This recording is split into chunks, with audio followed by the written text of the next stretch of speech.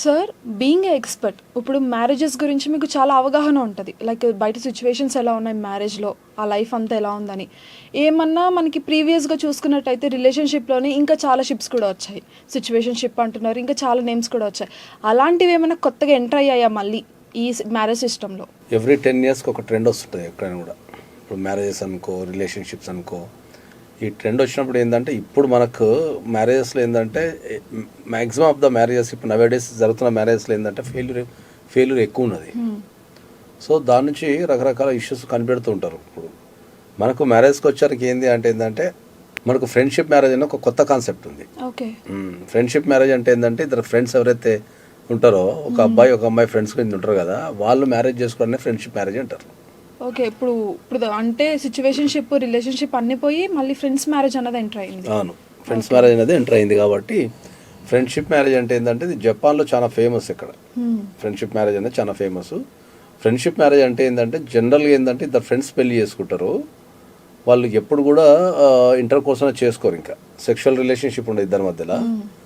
ఇంకోటి ఏంటంటే కంపల్సరీ అనేది వాళ్ళు ఒకే ఇంటి కింద ఉండాలా, సెక్షువల్ రిలేషన్షిప్ ఉండదు. ఒకవేళ పిల్లల్ని కలాల్సిన పరిస్థితి ఏర్పడితే వాళ్ళు మెడికల్ మెథడ్స్ ఏమైనా ఉపయోగించి, మెడికల్గా ఏమైనా ఇప్పుడు మనకున్న IVF కానీ ఇంకా ఏదైనా ఇతర పద్ధతులలో ఉపయోగించి పిల్లల్ని కనాల్సిందే తప్ప there is no sexual relationship between the parties ఉంటుంది. దాని తర్వాత ఏంటంటే ఎక్స్పెన్సెస్ అయితే ఎవరి ఉంటాయో వాళ్ళే పెట్టుకుంటారు. కామన్ ఎక్స్పెన్సెస్ ఉంటే పంచుకుంటారు. ఓకే, మళ్ళీ ఎవరి లైఫ్లో ఒకరి లైఫ్లో ఒకరు ఇంటర్ఫియర్ కానీ లేదు, ఎవరి కాలే బతుకుతుంటారు. వాళ్ళు ఎవరి లైఫ్తో సంబంధం లేదు, ఎవరి లైఫ్తో సంబంధం ఉండదు. కానీ ఒక ఇంటి కింద భార్యాభర్తల కింద నివసిస్తారు. దాన్ని ఫ్రెండ్షిప్ మ్యారేజ్ అని చెప్పేసి ఇప్పుడు జపాన్లో మంచి ట్రెండింగ్ టాపిక్. అక్కడ ట్రెండింగ్ ప్లస్ అక్కడ బాగా పాపులర్ కూడా జపాన్లో. సార్ ఇప్పుడు ఈ రిలేషన్షిప్ సిచ్యువేషన్షిప్ మీరు ఇప్పుడు కొత్తగా అన్నారు ఫ్రెండ్షిప్ మ్యారేజ్, సో వీటికి డిఫరెన్స్ ఏంటి? ఫ్రెండ్షిప్ మ్యారేజ్ అంటే మ్యారేజే. ఇప్పుడు మనకు మ్యారేజ్ అనేది జనరల్గా మ్యారేజే, కానీ ఇప్పుడు మ్యారేజ్లో సెక్షువల్ ఇంటర్ కోర్స్ ఉండి ఒకళ్ళ కష్టాలు ఒకళ్ళు పంచుకొని ఒక ఇంటి కింద ఉండడం జనరల్ మ్యారేజ్ కాన్సెప్ట్ అది. ఫ్రెండ్షిప్ మ్యారేజ్కి వచ్చరికి ఏంటంటే తెలవనోళ్ళని పెళ్లి చేసుకొని వాళ్ళ గుణాలు ఎట్లుంటాయో, లేకపోతే వాళ్ళ అభిప్రాయాలు ఎట్లుంటాయో, లేకపోతే వాళ్ళ మంచోళ్ళు చెడ్డలో తెలియకుండా ఉండటం కంటే తెలిసిన వాళ్ళని చేసుకొని ఉండడం బెటర్ అనేది ఫ్రెండ్షిప్ యొక్క కాన్సెప్ట్. సిచ్యువేషన్షిప్ అంటే ఏముంటుంది జనరల్గా? సిచ్యువేషన్షిప్ అంటే ఏంటి అంటే సిచ్యువేషన్షిప్ అనేది ఇప్పుడు మన జనరల్గా లివ్ ఇన్ రిలేషన్షిప్ అంటాం. మనం లివ్ ఇన్ రిలేషన్షిప్ అంటే ఏంది? ఇద్దరు పెళ్లి కాని వ్యక్తులు, ఒక ఆడ ఒక మగ పెళ్లి కాకుండా ఒక ఇంటి కింద నివసించడాన్ని మనం లివ్ ఇన్ రిలేషన్షిప్ అంటాం జనరల్గా, ఒక లాంగ్ టర్మ్గా నివసించడాన్ని.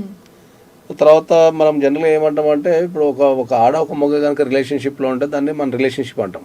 ఓకే, మేము రిలేషన్షిప్లో ఉన్నామనో మన కామల భాషలో బాయ్ ఫ్రెండ్ గర్ల్ ఫ్రెండ్ అని చెప్పుకుంటాం. సిచ్యువేషన్షిప్ అంటే ఏంటి అంటే ఇద్దరు వ్యక్తులు ఒక షార్ట్ పీరియడ్ లివ్ ఇన్ రిలేషన్షిప్లో ఉండడాన్ని సిచ్యువేషన్షిప్ అంటాం.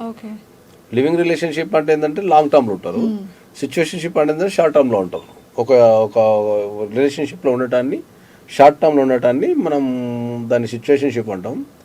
ఇంకా కరెక్ట్ చెప్పాలంటే ఏంటంటే సిచ్యువేషన్షిప్ అంటే ఏంటంటే ఏదో ఒక సిచ్యువేషన్ కోసం లేదా ఏదో ఒక అవసరం కోసం ఇద్దరు వ్యక్తులు రిలేషన్షిప్లో ఉండి ఆ అవసరం తిరగానే మళ్ళీ వాళ్ళు విడిపోవడాన్ని మనం సిచ్యువేషన్షిప్ అని చెప్తాం.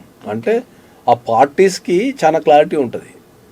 ఈ రిలేషన్షిప్ అనేది కొంతకాలం వరకే కొనసాగుతుంది, అంటే ఒక పర్టికులర్ పర్పస్ కోసమే రిలేషన్షిప్ కొనసాగుతుంది అనేది మనకు సిచ్యువేషన్షిప్ అనేది మనం చెప్తాం. ఇప్పుడు మీరు ఫ్రెండ్షిప్ మ్యారేజ్ అన్నారు, ఆ మ్యారేజ్లో ఇప్పుడు ఒక సర్టెన్ టైం వరకు ఇద్దరికి బాగానే ఉంటుంది, ఇద్దరు అండర్స్టాండింగ్ మీద ఉంటారు, ఒక దగ్గర ఉంటారు, ఎవరి పని వాళ్ళే చూసుకుంటారు. బట్ ఒక సర్టెన్ పీరియడ్ వచ్చినప్పుడు వాళ్ళకి గొడవలు జరుగుతూ ఉంటాయి. అప్పుడేమన్నా మనం లీగల్ యాక్షన్స్ తీసుకునే అవకాశాలు ఏమైనా ఉంటాయా? లీగల్గా యాక్షన్ తీసుకునే అవకాశాలు డెఫినెట్లీ ఉంటాయి. ఏ రిలేషన్షిప్లో అయినా సరే, మీరు అన్నట్టు సిచ్యువేషన్షిప్లో అయినా సరే, లివ్ ఇన్ రిలేషన్షిప్లో అయినా సరే, ఇప్పుడు ఫ్రెండ్షిప్ మ్యారేజ్లో అయినా సరే, ఎక్కడైనా కూడా ఒక ఆపోజిట్ పార్టీకి అన్యాయం జరిగినప్పుడు లీగల్గా చర్యలు తీసుకునే అవకాశం ఉంటుంది.